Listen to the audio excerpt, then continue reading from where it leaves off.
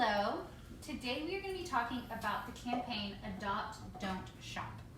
So this is not just a slogan, but it is a campaign that was head up by the LCA, which is the Last Chance for Animals.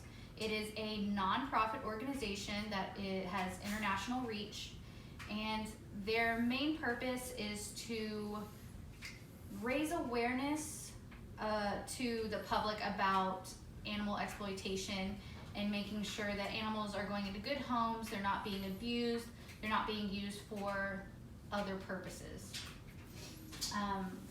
You can also click on this video after the presentation if you want to learn more about their organization. Hey, that's you. Yes. So Adopt Don't Shop has a very special place in my heart. My husband and I adopted Lexi. This is actually Lexi in 2019 November when we got her. She was an owner surrender, which meant her owner did not want her anymore, took her to the shelter, and then surrendered their rights to her. She was 28 pounds. She had mange. She wouldn't eat. It actually took us about a week to get her to actually eat something, like physically eat something. And as you can see now, she's at 36 pounds, and she loves to give hugs, and she just loves to be around everybody. So we have personally experienced what adopting an animal can really do to our lives and to theirs. And to your grandparents. Yes. So the SPCA says that about 6.5 million animals enter shelters each year. Now this is a really big number, but fortunately 3.2 are adopted each year, but 1.5 are euthanized. Now, euthanization in shelters and rescues end up happening because they're running out of room. This is when there's just not enough room, they've been in there too long, and they need more room for animals who need more help or might be more sick. So this is definitely an option that we do not like. Fortunately, one great thing that came out of the COVID crisis is that since people were home, they actually went to shelters and rescues and they adopted them. There was actually one point where these rescue agencies and these shelters were actually empty. There were no more dogs or cats to adopt because people are home. They're like, let's take this chance. And they adopted them, which is amazing. Now, the benefits of adopting instead of shopping is that, number one, like I said earlier, you do get to save a life. You get to save a life by taking these animals home and opening spots for new animals before they're euthanized. You can usually find fully trained cats or dogs that are already house trained. They already know how to scratch the door to get outside. They already know how to use the litter box. So you can actually find adult trained animals like our Lexi. She wasn't a puppy.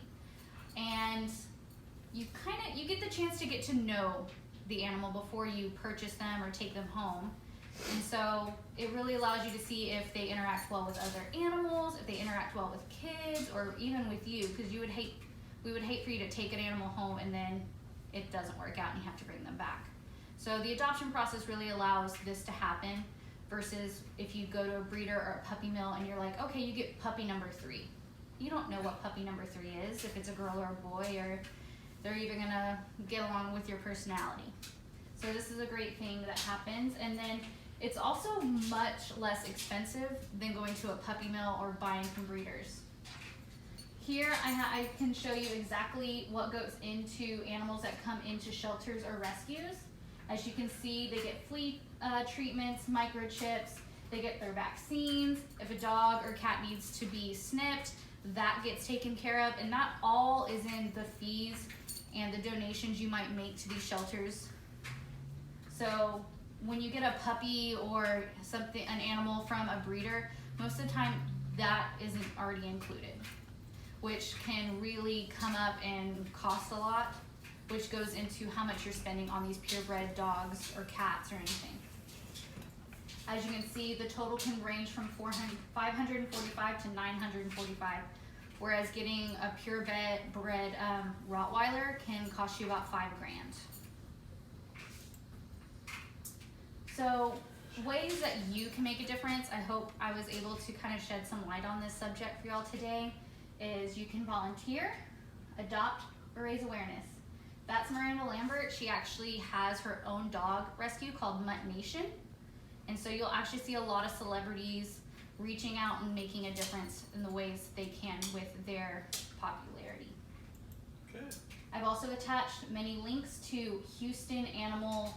As you can see, I have the SPCA, there's Abandoned Animals Rescue, Pure Mutt Animal Sanctuary, there is a Lone Star Boxer Rescue. You can find lots of rescues that are aimed directly at a specific breed, like boxers, or you can find pit bull sanctuaries, because people see a pit bull and think they're automatically dangerous. So I'd love for y'all to take a look after the presentation. Thank you.